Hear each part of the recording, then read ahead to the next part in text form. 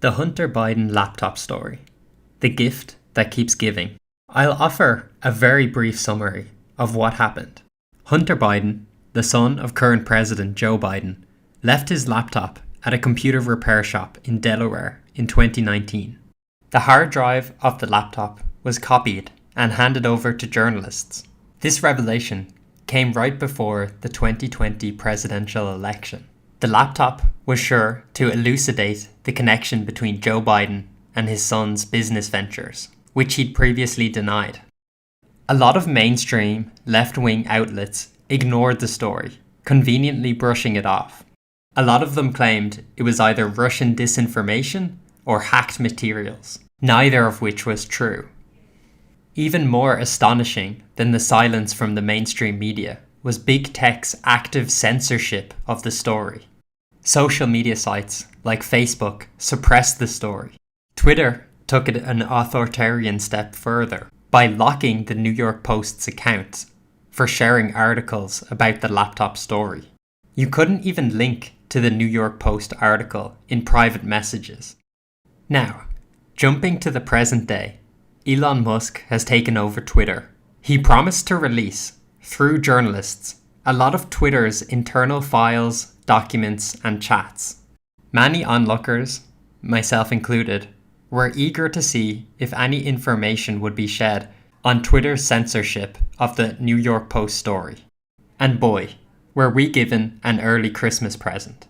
A lot of the information was already suspected, but now we have the evidence to back up the claims. But, as per the title, I want to go over some of the left-wing pundits and their reactions to the Twitter files. Some of them jumped the gun, and some of them humiliated themselves a second time by getting the story wrong again. We can start with Ryan Grimm. He was talking on Counterpoints, which is a segment as a part of Breaking Points with Crystal and Sagar.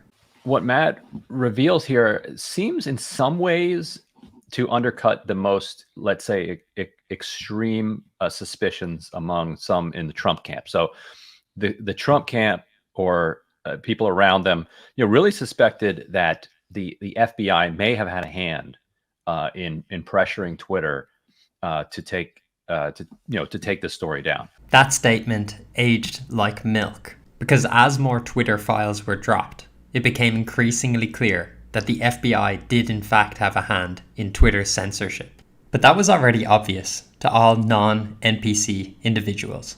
This was just confirmation of what we already knew. Ryan jumped the gun to the defense of the FBI like the partisan he is. This is all the more embarrassing as Crystal and Sagar posted a video days later on the very same channel. The video title is pretty much word for word what Ryan implied didn't happen. The Trump camp suspected that the FBI may have had a hand in pressuring Twitter to take the story down. How embarrassing! How embarrassing!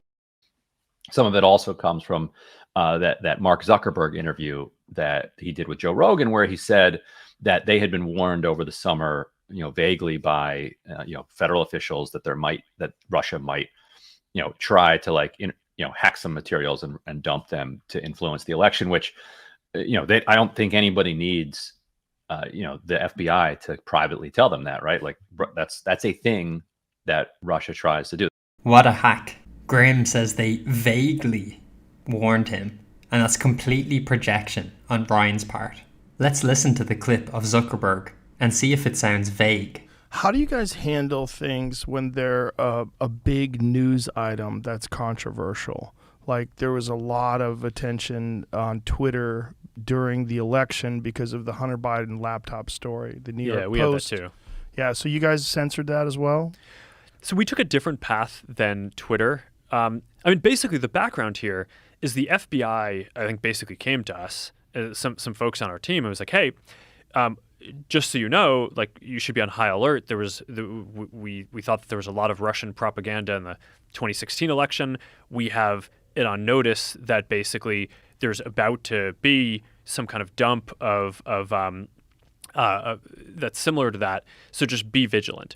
What about that sounds vague? There's about to be some kind of dump of that's similar to that. So just be vigilant. Federal officials that Russia might. This can sound pedantic, but his inclusion of the word might is quite important. The FBI didn't vaguely say that there might be a dump. They said there will be a dump. There's about to be some kind of dump of that's similar to that. So just be vigilant. There's a difference between saying, it's that time of year, someone might try and rob your house, and saying, be careful, someone is about to rob your house. The second warning is a lot more ominous, and I would be on high alert. NPC number 2 is Anna Kasparian of the Young Turks, who also embarrassingly jumped the gun.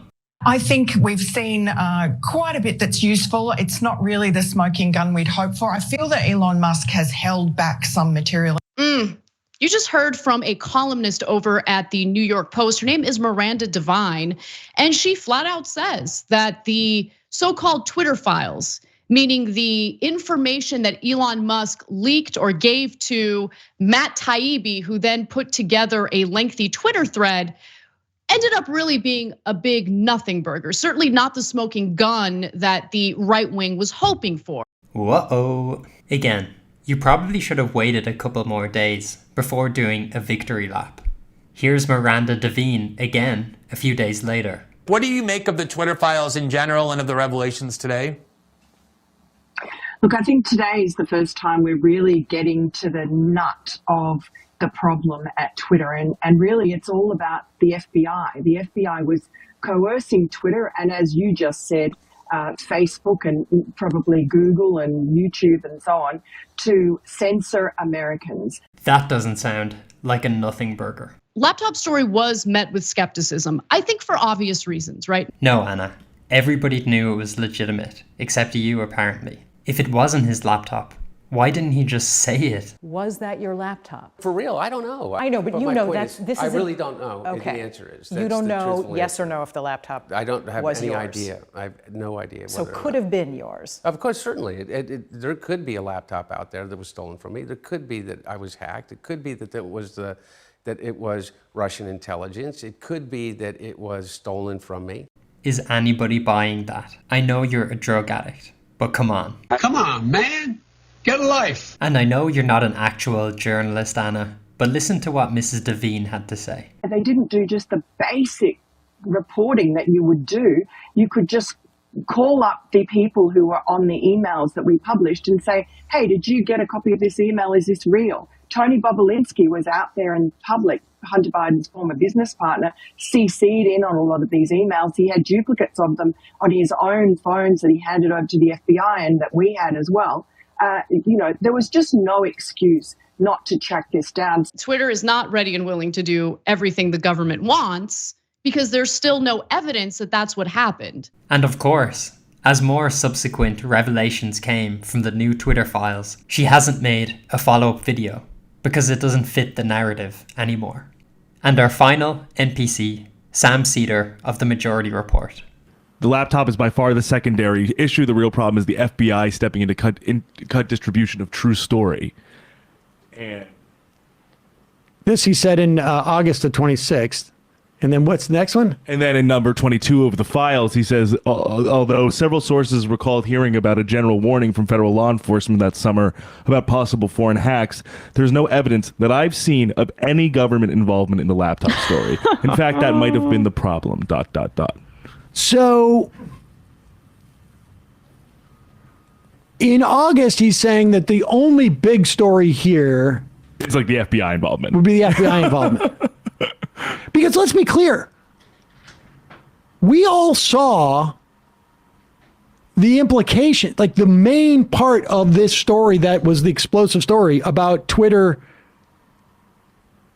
moderating out and silencing the reproduction of this story. We all saw it in real time.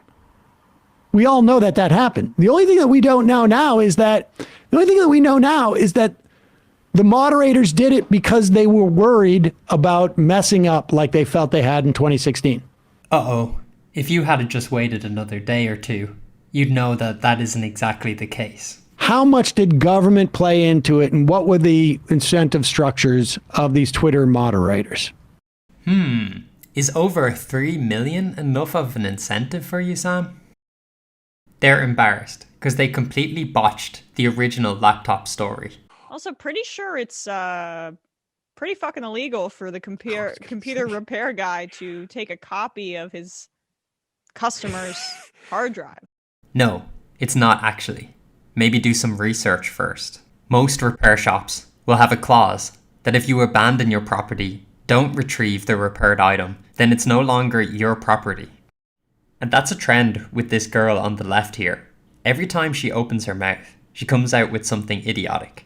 I'm sure she's not stupid. Actually, there's an like almost exactly analogous example with, say, Jennifer Lawrence, whose nudes were stolen off of her phone. I guess that was a hack because it was from her iCloud. It wasn't from her physical hard drive. Oh, so physical hardware can't be hacked all of a sudden? Anyway, these two clowns continue to nitpick and avoid all the important parts of the revelation. And they're not alone. I've only shown 3 NPC reactions, but you can Google pretty much any left-wing commentator and find a similar embarrassing commentary on the initial Twitter files. And a common theme on these commentators, Majority Port, Ryan Grimm, the Young Turks, they all went silent as more smoking gun revelations emerged.